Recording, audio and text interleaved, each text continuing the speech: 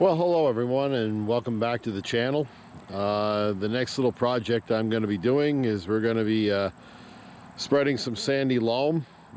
This was before this was filled in with fill. This actually was a big hole. We have a lot of gravel and different things and materials. A lot of the big rocks and stones have all been picked up. So I'm going to bring in a number of dump truck loads of sandy loam. We're going to take the SVL 97, spread that material about 2 inches thick, and after that we're going to Harley rake the entire area, get everything nice and smooth, get all the rocks, sticks, debris, anything picked up. After that we're going to seed it with a power spreader, lay down a nice bunch of grass seed, and then we're going to rake it in. And then let's hope for a lot of natural rain and water, and we'll get everything growing. Okay everyone, I'm here today with the SVL 97. I'm going to be spreading 6 triaxle loads, 6 20-yard loads of topsoil sandy loam. 2 days before, I already spread 9 loads, which gives me a total of 15 dump truck loads of topsoil sandy loam, which I'm going to be spreading and putting down. The purpose of this is we're not trying to create a golf course here, but we are filling in rough ground. This was all a big hole before it was filled in with fill. Basically, we're spreading a couple inches of topsoil sandy loam, getting it down, and we're going to basically Harley rake it off with the 5740 and the TM8 Harley rake. And after that, we're going to use the power spreader to seed it, and then I'm going to show you kind of my method of how to mix the grass seed in with the soil, because in order to get the grass seed to germinate and grow, we need seed to soil contact. And I kind of have my own way of doing it on a piece that's this big, as opposed to just taking a lawn or landscape rake and walking behind it and just trying to etch it in. But so we're going to get this spread, and then we'll move on to the next step. I'm not using, for this project, I haven't elected to use the CMT Hydra bucket. The only reason I don't need the Hydra bucket, which has the built-in Harley rake, is the material I'm spreading is very fine. It's not all clumped up or anything, so really, I don't really need it for this project. If I was doing a material that was harder or clay or clumped in, or I was actually trying to mix up and till, then I would definitely use the CMT Hydra bucket. But for this project, I won't need it.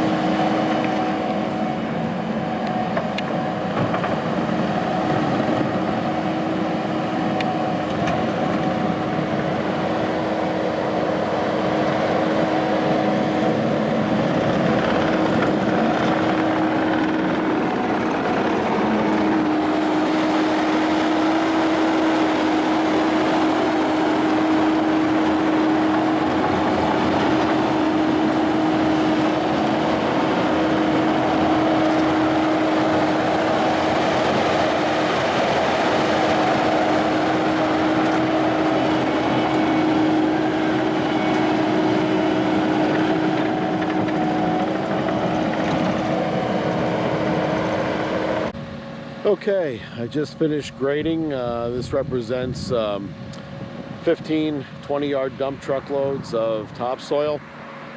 I'm leaving a little bit of the stone entranceway basically on this right at the entrance of the property, but other than that I basically have everything spread. The idea is here, I don't need to get it perfect. I could sit there and back drag it and grade it off several different ways and get it absolutely smoother, but it's not necessary. The Harley rake will take care of the rest. It'll smooth it, it'll power grade it, it'll gather up all the rocks and sticks, and after that we'll be ready to lay down grass seed. The next real step though is, believe it or not, the old-fashioned way. I take a wheelbarrow and a spade shovel and go around and just hand pick up things that you don't really need to go over with the Harley rake. Just get that stuff out of there, so when you Harley rake it, there's less and less of it, and it makes it perfect. All right, the SVL 97. What a remarkable, outstanding machine. Couple minor things that Kubota could have did, but we'll get to that in another video. But other than that, I buy that machine again all day long and twice on Sunday.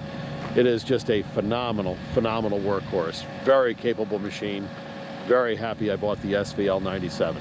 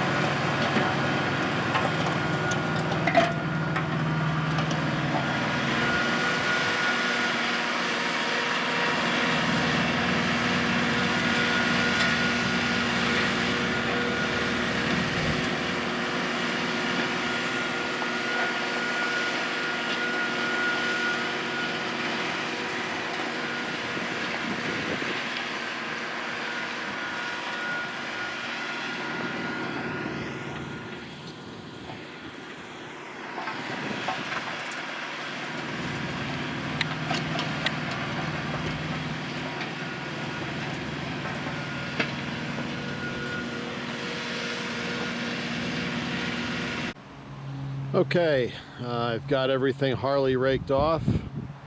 I walked over it with a wheelbarrow the old-fashioned way and looked just to make sure I didn't have any additional stones, which there always are. The Harley rake does a great job of gathering them up at the end of your rows, you end up picking those up. But also I just kind of walked to make sure I didn't have you know, any additional rocks, but like I said, you always do. And I picked them up. The next step is we're going to seed it, and for that we're going to use the power spreader. And as I'm going to do a review on this in a future video, this is an amazing piece of equipment. Just what a time saver. You can load this up with almost 80 pounds of fertilizer or anything, and it's basically a hydrostatic drive with a Honda engine, and it just walks for you. It just makes spreading a joy, especially when you have this much. I mean, yes, you could go get a Lesco walk behind spreader and push it till your legs fall off, you know, and I've done that. But the power spreader just makes it so effortless. You can go over it, and you load it up a lot less. You can go out there and just keep going, and that's the beauty of it. But all right, the next step is we'll get this all seeded, and then we'll get the seed raked in. We're going to use the RTV and basically a chain link fence to accomplish that.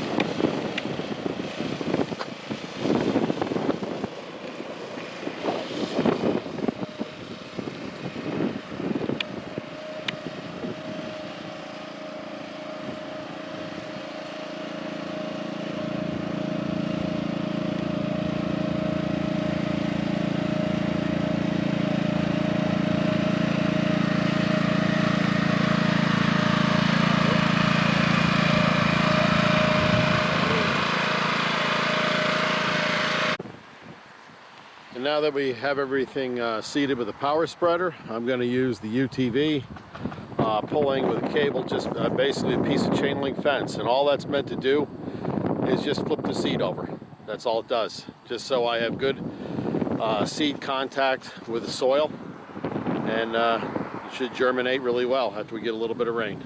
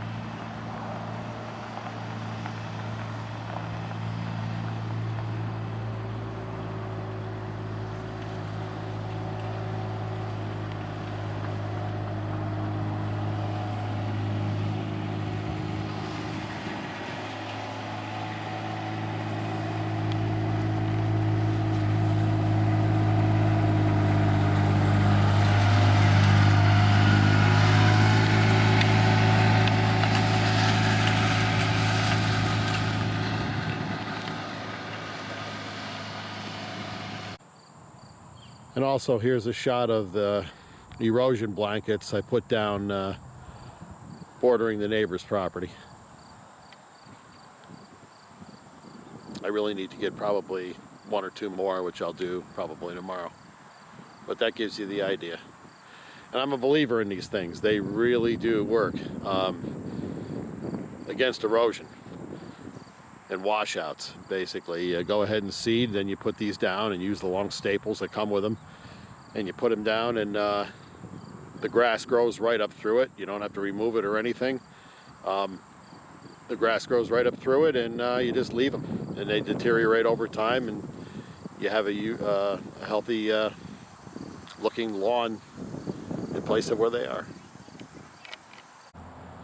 Okay, and here we have the finished work. It's all fully seeded, all basically scratched in the seed, so the seed generally is covered, so it should have good soil contact for germination. And all I need now is some rain, and there's some rain forecast, so it came out good. I still end up going over it the 3rd time. Picked up any final rocks that I saw, and now I just need some rain, and should take off. And after the grass pops, I'll hit it with some fertilizer. Still plenty of time left in the season, and it should come out well. All right, see you on the next video.